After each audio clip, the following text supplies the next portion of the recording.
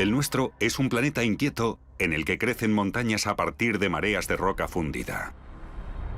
Cada minuto, en algún lugar de la Tierra, un volcán entra en erupción.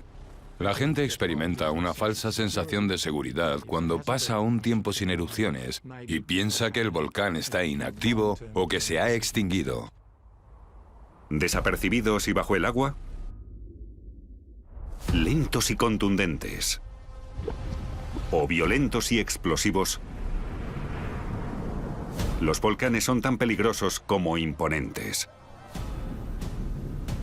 Es una batalla constante para los equipos de rescate y la forma de impedir que ocurra es evacuar antes de que el volcán erupcione. Aunque su poder destructivo es despiadado, también son esenciales para la vida en la Tierra. Millones de personas por todo el mundo viven en volcanes activos o sus alrededores. El magma interactúa con las aguas freáticas y esa combinación es explosiva. Durante miles de millones de años, los volcanes han dado forma a la Tierra y a su atmósfera, impulsando la evolución y, más recientemente, cambiando el curso de la historia humana. ¿Cómo nos podemos preparar para el peligro omnipresente de las erupciones volcánicas? ¿Y qué tipo de advertencias deberíamos esperar?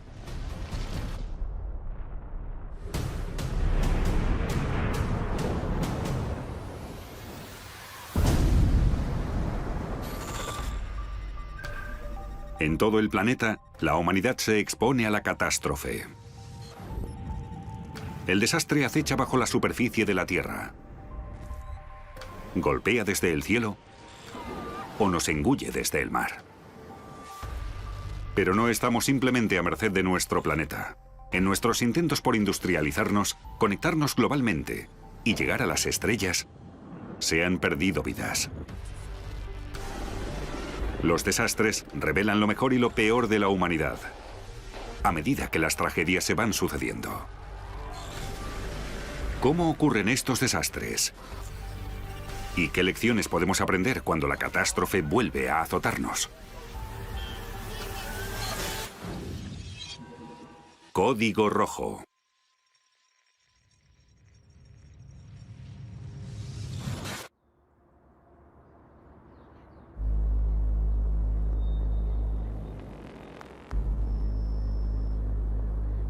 En la isla de Java, el monte Merapi es el volcán más activo de Indonesia. Con más de 3 kilómetros de altitud, a menudo se ve humo saliendo de su cima. Merapi se eleva sobre la creciente ciudad de Yogyakarta y sus 400.000 habitantes. Está en uno de los países más densamente poblados de la Tierra, así que millones de personas viven en las proximidades del monte Merapi.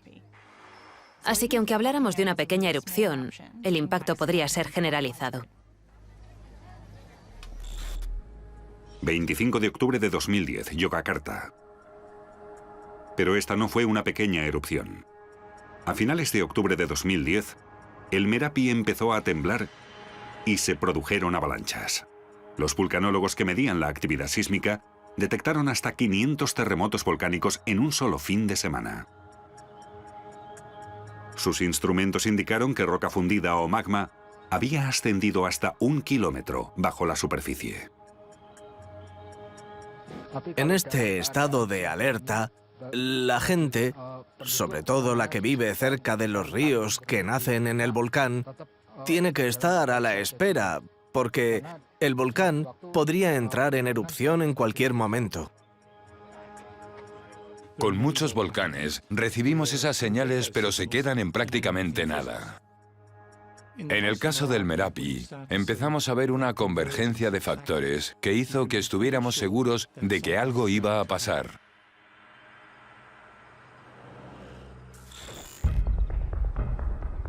Un domo de lava amenazaba con rebosar del cráter. Los domos de lava están formados por magma que es demasiado denso para fluir, así que sube a la superficie y se amontona alrededor de la chimenea. Este domo casi cuadruplicaba su tamaño cada día. Este domo de lava iba creciendo, y ese es uno de los peligros independientes a una erupción activa. Un domo es un gran montículo de roca que puede crecer gradualmente, y aunque no crezca, es inestable porque debido a su topografía, puede que se suelte y se derrumbe. Cuando un domo de lava se derrumba, suele formar lo que llamamos un flujo piroclástico, que es uno de los mayores peligros volcánicos del planeta.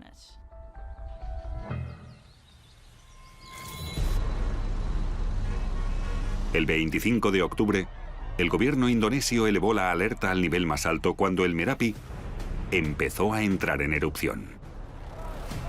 19.000 personas que vivían en un radio de 10 kilómetros recibieron la orden de evacuar la zona de peligro.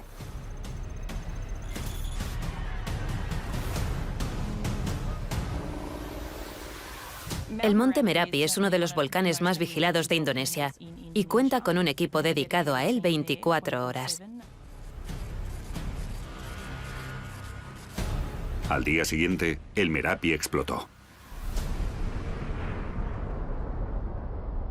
Lo cual no era tan sorprendente. Cada 2 o 3 años se producen pequeñas erupciones y más grandes aproximadamente cada 15 años. Lo inusual fue cómo entró en erupción. La erupción de 2010 fue diferente porque el magma parecía contener más gases volcánicos. Esto produjo una explosión considerable que provocó un estallido lateral de fragmentos de roca y cenizas volcánicas que se precipitaron volcán abajo como flujos piroclásticos.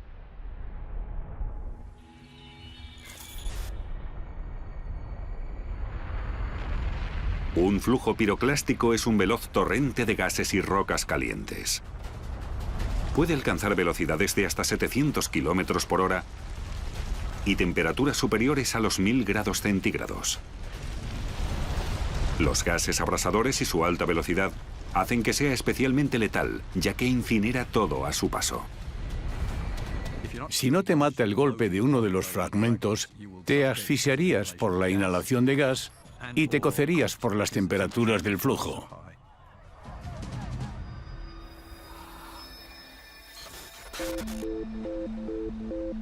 Para explicar por qué el Merapi es tan explosivo, hay que comprender qué ocurre en las profundidades bajo la superficie de la Tierra, en la sala de máquinas de volcanes y terremotos. La corteza terrestre está formada por varias piezas llamadas placas tectónicas que siempre están en movimiento. Por eso los continentes se han movido y han cambiado durante las eras geológicas. Las placas tectónicas flotan sobre el manto, empujándose y chocando en los bordes, por donde las placas se elevan lentamente, creando nuevas cordilleras o continentes. Cuando una placa se mete por debajo de la vecina, la corteza se recicla.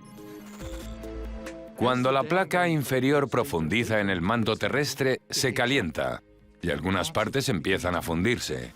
Esa roca fundida o magma es lo que empieza a ascender a través de la placa superior y acaba por salir a la superficie de la Tierra, formando una línea de volcanes que integran lo que conocemos como el Cinturón de Fuego del Pacífico.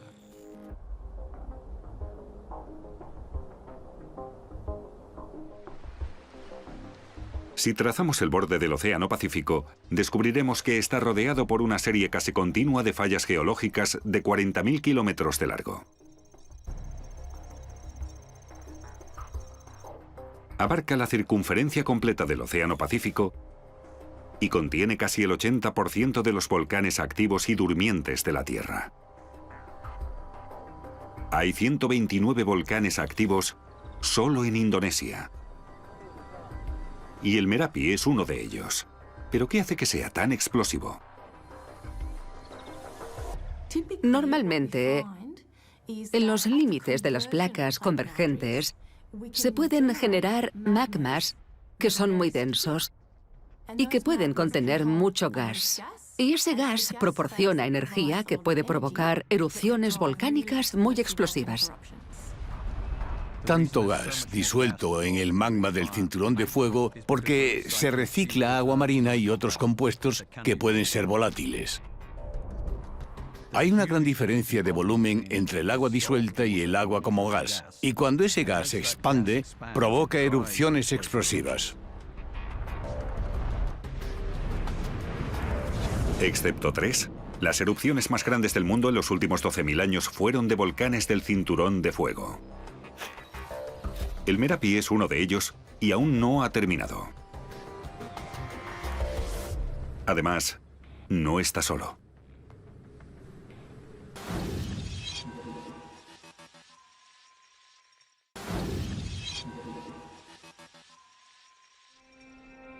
El cinturón de fuego del Pacífico atraviesa Japón.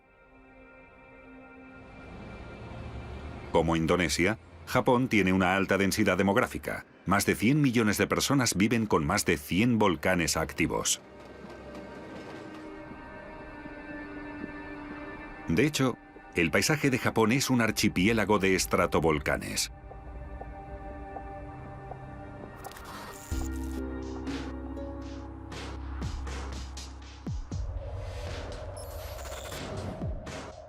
Situado 200 kilómetros al oeste de Tokio, el monte Ontake es el segundo volcán más grande de Japón, después del monte Fuji.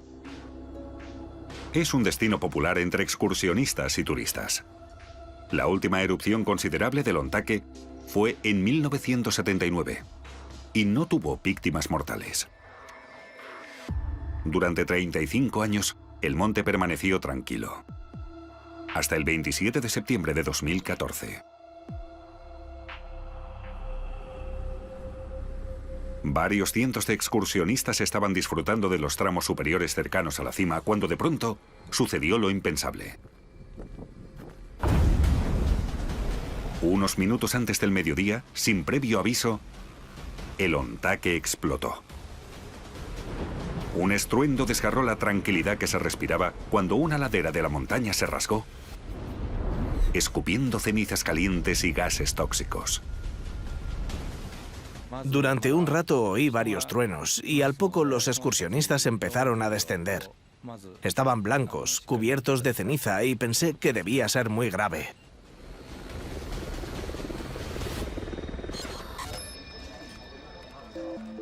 La del monte Ontake fue una gran erupción y además fue imprevista. No lo habían predicho. Sin duda fue una sorpresa para la agencia meteorológica japonesa. La erupción de Ontake no estaba prevista porque no se produjo la actividad sísmica habitual antes de una erupción causada por el magma que se acumula contra la corteza terrestre. La explosividad del Ontake se originó en un vapor supercaliente, lo que se conoce como erupción freática. Una erupción causada por el vapor se produce cuando el magma que sube a la superficie interactúa con una masa de agua, que podría ser subterránea o estar en la superficie. El agua se calienta y se convierte en vapor bajo presión. Si esa presión se acumula, se pueden crear fracturas en la superficie de la Tierra y esa presión se libera en una oleada explosiva ascendente de vapor de agua caliente y en el proceso, fragmentos de roca se desprenden debido a las nuevas fracturas y también son expulsados con el vapor.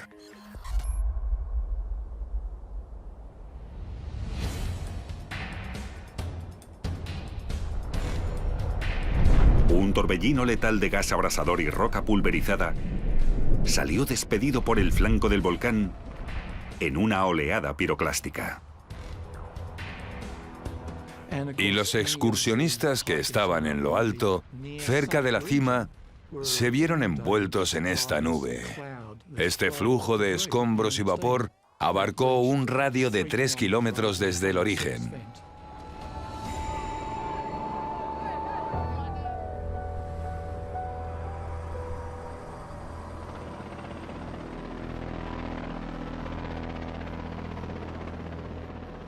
Al día siguiente de la explosión, más de 200 servicios de emergencias participaron en los trabajos de rescate.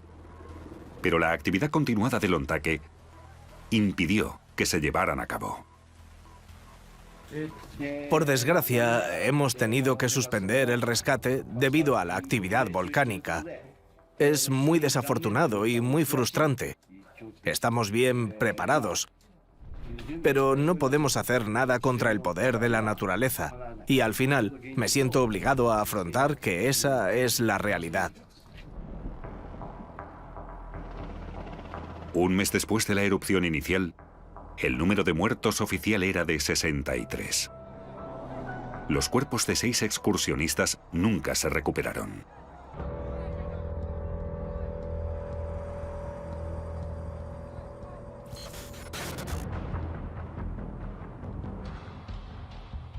El peligro de estas erupciones explosivas es obvio. Son poderosas, impredecibles y destructivas. Pero incluso los volcanes relativamente dóciles y tranquilos pueden causar daños. Famoso por sus coladas lávicas espectaculares y frecuentes, el Parque Nacional de los Volcanes de Hawái atrae a 2,5 millones de visitantes cada año. Su atracción más popular es el Kilauea, el volcán activo que más tiempo lleva en erupción continua de la historia. La erupción lleva 35 años desde 1983. Es un volcán relativamente cómodo para visitar porque gran parte de la actividad es relativamente lenta. Hay sitios por donde fluye lava que no están dominados por una actividad explosiva. Pero esta erupción relativamente cómoda solo lo es en relación con otros volcanes. El 3 de mayo de 2018, nuevas fisuras quebraron el paisaje, expulsando chorros de lava a 50 metros de altura. Emitió gas corrosivo y lanzó bombas lávicas.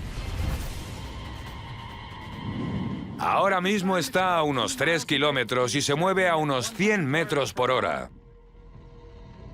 2.000 habitantes se vieron obligados a evacuar mientras la lava, en su inexorable avance, se tragaba 6.000 hectáreas de terreno y seguía creciendo. Esperaba que mi casa no quedara destruida, pero supongo que Dios tenía otros planes. Es trágico, pero por otro lado es precioso porque es la destrucción y la creación absoluta a la vez.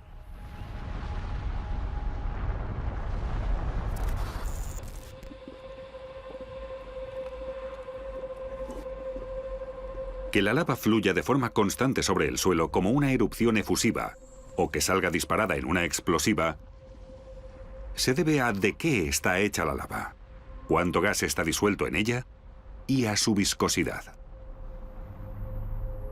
Al contrario que los volcanes del Cinturón de Fuego, la lava del Kilauea se origina en las profundidades del manto terrestre, lo cual significa que es mucho menos gaseosa y más viscosa que la de los del Cinturón de Fuego. El volcán hawaiano se encuentra en medio de una placa y está asociado a un punto caliente, una pluma de magma que sube desde las profundidades de la Tierra. Esto causa un aumento de las tasas de fusión del manto, que cuando se funde crea gran cantidad de magma que llega a la superficie de la corteza.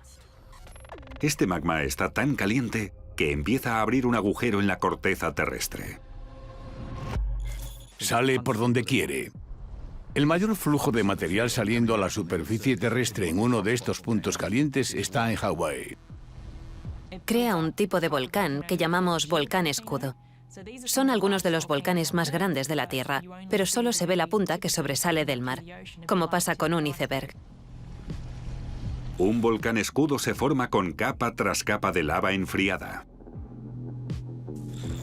La división entre estas capas es más débil que la roca circundante y la lava, bajo una presión extrema, atraviesa la roca, agrietándola y creando fisuras. El 29 de junio de 1983, una de estas fisuras señaló el comienzo de la erupción del Kilauea. Nada puede detener la lava. Si viene, viene. Las coladas de lava son impredecibles, no sabes la cantidad de gas que saldrá. En la escala de un volcán del Cinturón de Fuego, las explosiones no son tan vigorosas, ni llegan a la estratosfera, pero son letales, y en el pasado ha muerto gente en acontecimientos explosivos. Te hace sentir impotente, la verdad. No puedes hacer nada al respecto.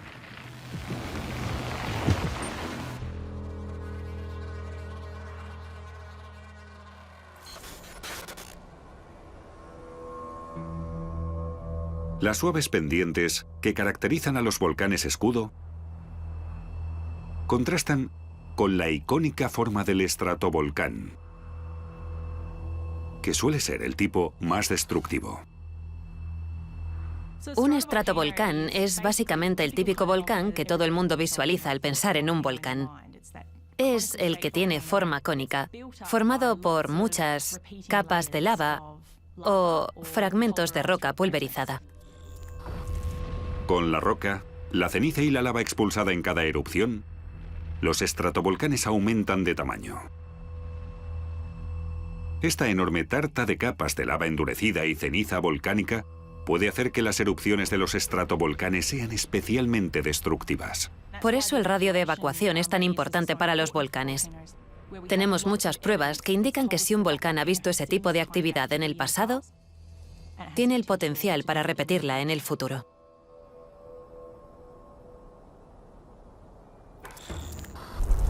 Para el estratovolcán Merapi, el radio de evacuación de 10 kilómetros resultó ser insuficiente cuando empezó la segunda fase de erupciones. Una semana después de empezar, bombas de lava y oleadas piroclásticas descendieron por la ladera. Tengo miedo y soy consciente del peligro. Por eso estoy intentando salvar a todos mis vecinos. Hubo bombas volcánicas asociadas con la actividad del Merapi. Es un fenómeno volcánico habitual que se observa en los estratovolcanes. Son pedazos de magma semiderretido que salen volando del volcán y siguen una trayectoria balística. Un manto de cenizas cubrió el paisaje y muchas reses murieron asfixiadas. Los que al principio se negaron a abandonar sus granjas en las fértiles laderas del volcán, empezaron a llegar por miles a los refugios de emergencia. Estábamos en el mercado de Butó cuando nos ordenaron que lo evacuáramos, porque estaba lloviendo arena en la zona. Así que huí.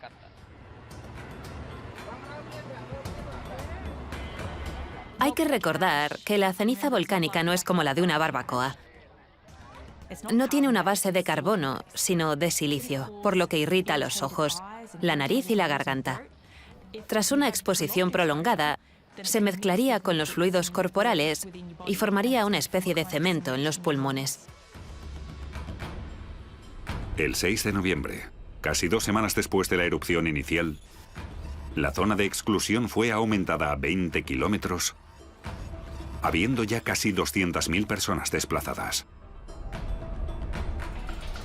Llevamos aquí demasiado tiempo y nos preocupa mucho la situación. Le pido al presidente que por favor nos trasladen inmediatamente a un lugar más seguro para que nuestros hijos puedan volver al colegio.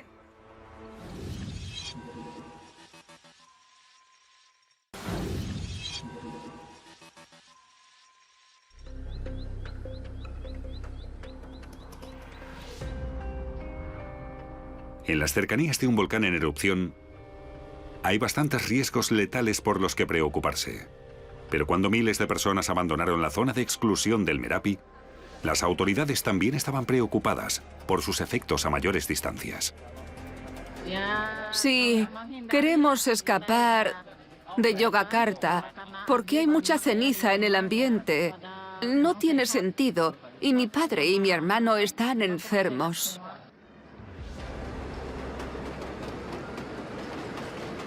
Las rutas de vuelo son muy densas y, especialmente por el Pacífico Asiático, cada vez hay más posibilidades de que la ceniza volcánica impacte con un avión en pleno vuelo. Al sobrevolar un país como Indonesia, hay cientos de volcanes activos que podrían generar una pluma volcánica en cualquier momento. La ceniza volcánica expulsada, que puede alcanzar altitudes de 10 kilómetros, desataría el caos en la maquinaria de un avión. La ceniza volcánica puede causar muchos daños a un avión de diversas formas. Con una exposición mínima se produce lo que se llama arenado en las ventanillas y la visibilidad se vuelve nula. Lo más perjudicial sería que la ceniza volcánica entrase en la turbina del motor de reacción y se derritiese, volviéndose líquida, porque recubriría los componentes y al final haría que el motor se parase. Una situación catastrófica que en 2010 causó muchos problemas en Europa.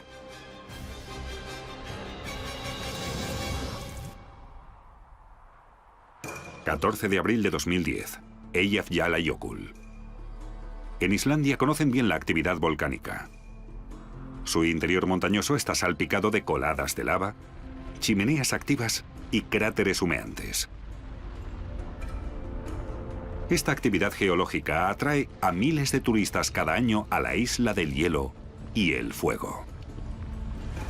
Islandia tiene muchos volcanes y como hay erupciones explosivas casi cada década, se les da muy bien monitorizar volcanes y comprender sus señales de advertencia.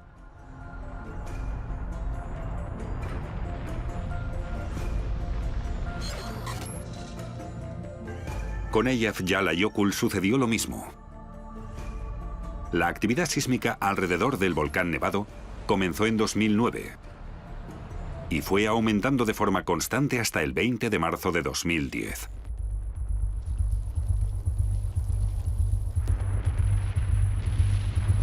La primera fase de la erupción fue muy benigna. Eran fuentes de lava de bajo nivel que provocaron riesgos locales, especialmente para los turistas que habían ido a visitar ellos solos el volcán.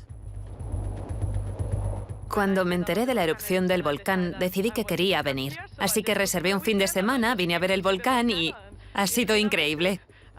Aún me pican los ojos por la ceniza volcánica, pero ha estado muy bien. El 13 de abril, un enjambre sísmico señaló el inicio de la segunda fase de erupciones del Eyjafjallajökull.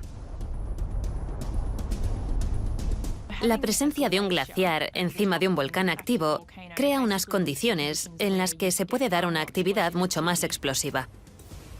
El magma calienta el hielo, que se derrite, el agua enfría el magma y el resultado es una erupción muy explosiva.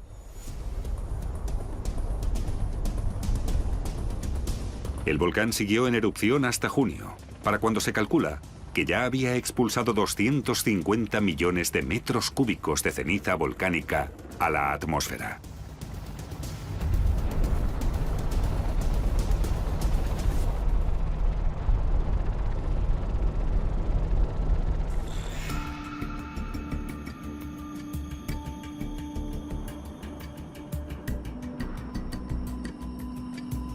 Durante la erupción del Eyjafjallajökull en 2010, los vientos fueron inusuales y llevaron la ceniza desde Islandia al espacio aéreo europeo e incluso hasta África. La ceniza solo llegó a 10 kilómetros de la atmósfera, lo cual no es significativo en comparación con otros volcanes del mundo. Pero sí como para llegar a la corriente en chorro y que la transportara hacia el continente europeo. La mayoría de países europeos cerraron sus espacios aéreos y en 6 días se cancelaron más de 100.000 vuelos. 10 millones de pasajeros se vieron afectados y el 48% del tráfico aéreo mundial sufrió el impacto de este suceso. Se calcula que le costó a la industria de la aviación 1.700 millones de dólares.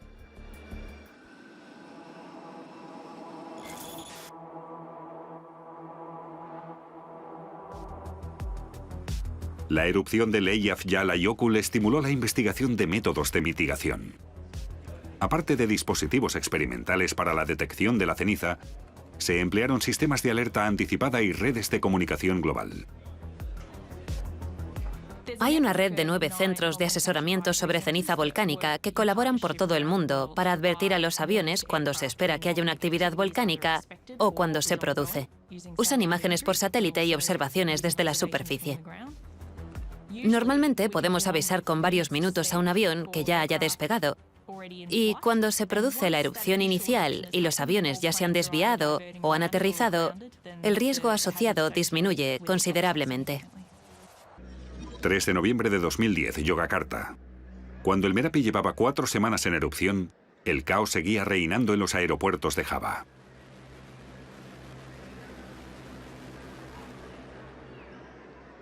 Las erupciones volcánicas pueden durar días, meses o años. La duración media de una erupción volcánica es de entre 3 y 9 meses.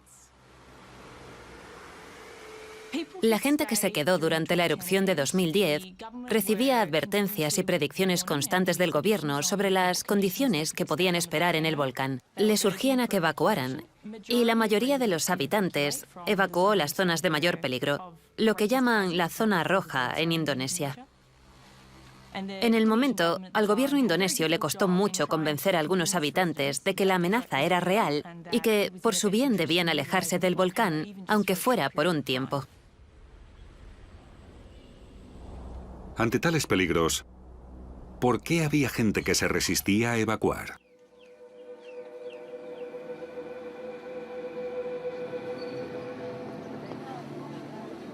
Para muchos, el peligro de abandonar sus tierras ancestrales podría ser incluso mayor que la amenaza que representaba el Merapi.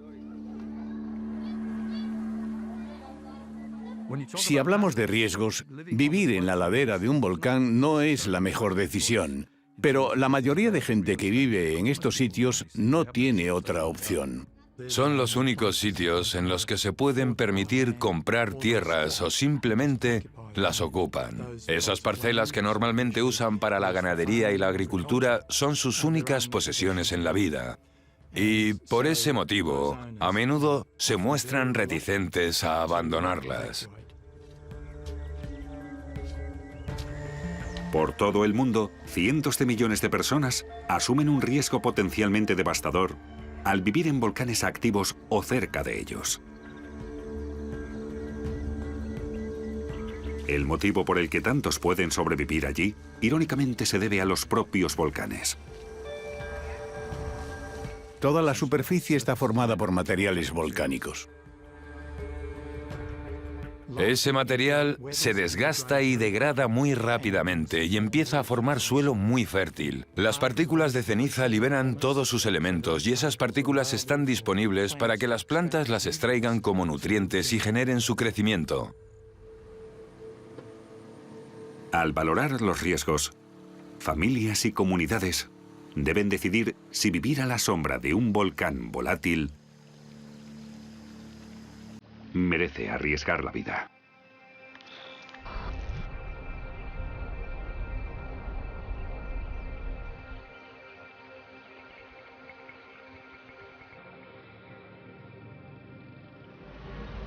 La ceniza que cubrió las comunidades cercanas al Merapi hará que varias generaciones después el suelo sea fértil y rico en nutrientes.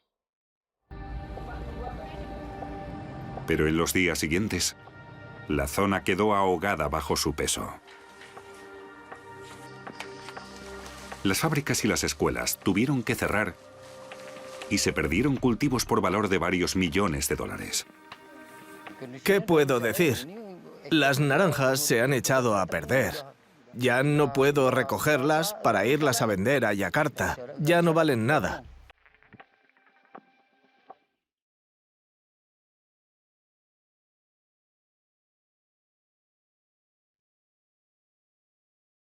En 1991 se creó el programa de volcanes de la década. En un principio fue diseñado para examinar cómo podrían estudiarse mejor los riesgos que presentan algunos volcanes para los centros de población y cómo se podrían mitigar esos posibles peligros en caso de nuevas erupciones. Nuestro informe diario siempre incluye el tiempo que hace, las condiciones de humo en el cráter, los terremotos, el viento, las temperaturas y también la deformación del cráter en el momento. La idea era reunir a expertos científicos y de protección civil para que compartieran su conocimiento y planearan de forma anticipada la gestión del siguiente desastre natural.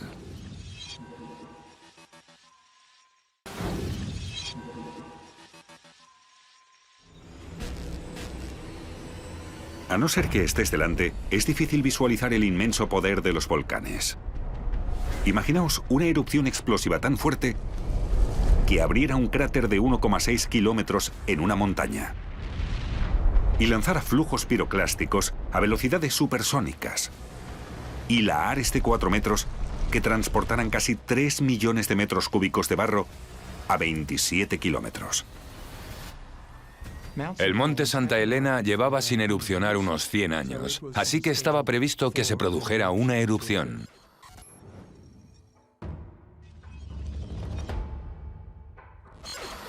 La erupción del monte Santa Elena en 1980 ha sido el evento volcánico más letal y destructivo económicamente en la historia de los Estados Unidos. El monte Santa Elena fue fascinante porque entró en erupción de una forma nunca vista. Hubo señales claras de que algo pasaba en el monte Santa Elena antes de mayo de 1980. En cuanto a actividad sísmica, la ladera norte de la montaña se estaba abultando, lo cual debería haber advertido a mucha gente que estaba a punto de ocurrir algo terrible. Se movía más de 1 metro al día. Era increíble. Las cosas no se mueven a ese ritmo en la corteza terrestre. Es muy peligroso. El glaciar se está rompiendo en este lado del volcán, en la ladera norte, y eso podría producir una gran avalancha. 18 de mayo de 1980, monte Santa Elena. Se estableció una zona de exclusión, pero poca gente hizo caso del peligro. No hay nada que temer. Es más peligroso que se caiga uno de esos árboles de detrás a que explote la montaña. Un terremoto de magnitud 5,1 justo debajo de la ladera norte causó el mayor desprendimiento registrado de la historia. La liberación de toda esa roca, de esa presión, sobre ese nuevo cuerpo magmático que se estaba creando en el volcán, permitió que los gases volcánicos hirvieran de repente, provocando una gran explosión. Ahora mismo estamos justo sobre el monte Santa Elena y no cabe duda de que ha comenzado la actividad volcánica.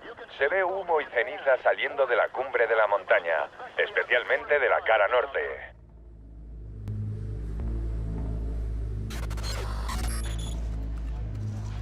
Todas las erupciones se comparan usando el índice de explosividad volcánica. El IEV es una escala para volcanes que se basa en cuánto material se expulsa, a qué altura y cuánto dura la erupción. Es una escala del 0 al 8, siendo 0 una erupción no explosiva y el 8 responsable de algunos de los eventos más colosales que hemos visto en el planeta. Cada intervalo entre el 2 y el 8 es logarítmico, lo cual significa que es 10 veces peor que el intervalo anterior. El IEV del Kilauea es 0, muy suave.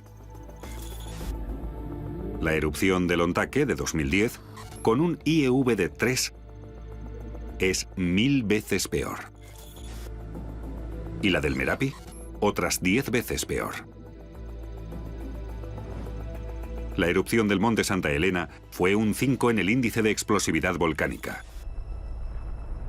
por lo que fue 100.000 veces más explosiva que la del Kilauea.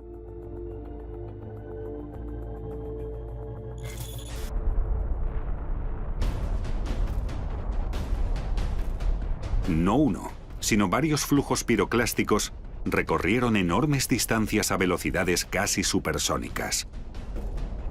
Cuando pensamos en una erupción volcánica, nos imaginamos una erupción vertical que sale desde la cima del volcán hacia el cielo. En el caso del monte Santa Elena, el volcán explotó lateralmente o de lado.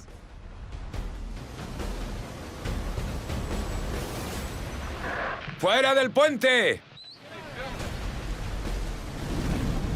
Formó un anfiteatro en ese instante, que luego dirigió la explosión inicial en horizontal, produciendo un nuevo flujo piroclástico que no pudimos prever para anticiparnos debido a la nueva erupción lateral. Recorrió unos 40 kilómetros desde el volcán. Arrasó con todos los abetos de Douglas que estaban en las cercanías y más allá de esa zona. Los troncos de los árboles quedaron tirados en la dirección de la erupción.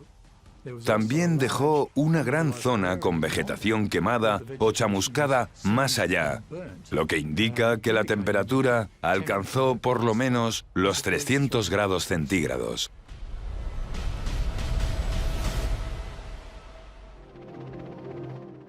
En el momento de la erupción, había bastante nieve en la cima. Y antes de la erupción de 1980, había varios pequeños glaciares estivales.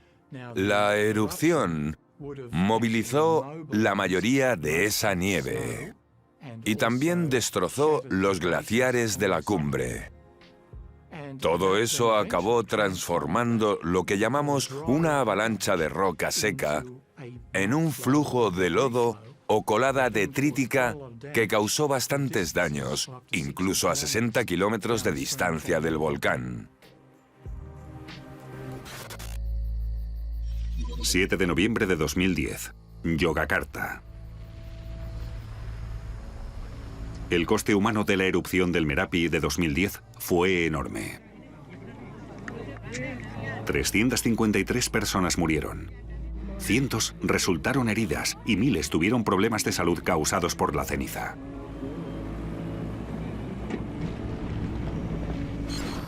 Casi 200.000 personas fueron desplazadas y sus vidas y hogares sufrieron daños incalculables. Tras 6 semanas, el Merapi por fin se calmó lo suficiente como para que las autoridades bajaran el nivel de alerta y permitieran el regreso de la población.